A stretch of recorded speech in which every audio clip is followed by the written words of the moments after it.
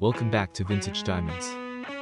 What is your favorite show of Raquel Welch, and how old were you when you saw her for the first time? Let me know in the comments section. In today's video I tell you a few interesting facts about the beautiful Raquel Welch which you probably didn't know. In Canary Row, she was fired and replaced by Deborah Winger. In response, she sued Metro-Goldwyn-Mayer and was awarded $10 million in damages. There was a notorious feud between her and Mae West while filming Myra Breckinridge. One of the pin-ups on the cell in The Shawshank Redemption was her. Marilyn Monroe and Rita Hayworth were the other two. After winning Miss La Jolla and Miss Southern California, she dropped out of San Diego, California's acting college to marry James Welch, her high school sweetheart, at age 18. Raquel Welch was considered too difficult to pronounce by 20th Century Fox, so they wanted her name changed to Debbie Welch.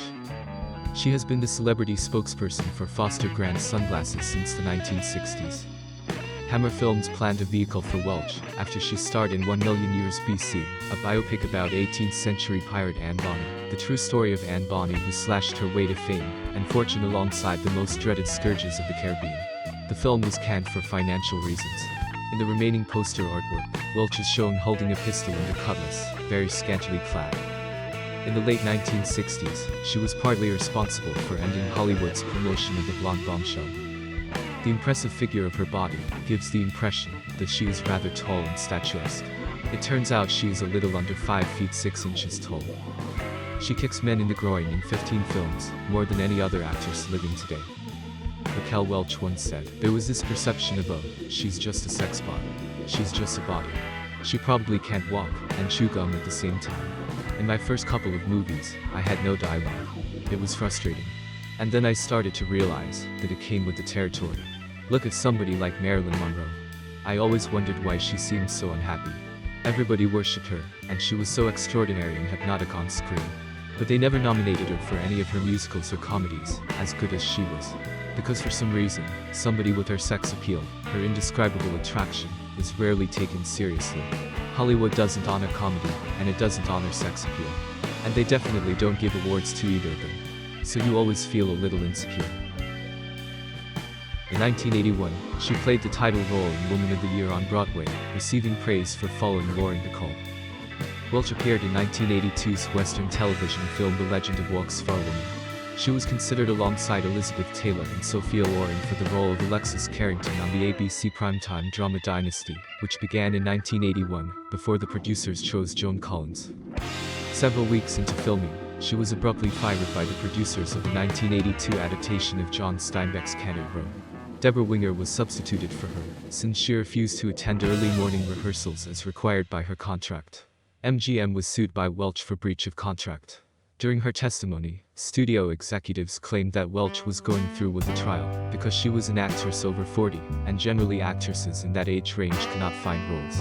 According to Welch's testimony, there was a conspiracy to falsely blame her for the film's budget problems and delays. In 1986, the jury sided with Welch and she won $10.8 million against MGM. In spite of her victory, Welch wished she had never been involved in the whole episode. She said, "I just wanted to clear my reputation and get back to my work." The incident, however, resulted in her being blacklisted by the industry and negatively affecting her film career. In 1987, she played a woman suffering from Lou Gehrig's disease in the television drama Right to Die. During that year, she released the dance single This Girl's Back in Town, which peaked at number 29 on Billboard's Dance Club chart. Besides Scandal and A Small Town and Trouble in Paradise, she also starred in Torch Song. It was in 1994 that she appeared in the movie Naked Gun 33 plus 1/3, The Final Insult. Central Park West was a nighttime soap opera in which she appeared. On Sabrina, the Teenage Witch, she played Sabrina's flamboyant Aunt Vesta.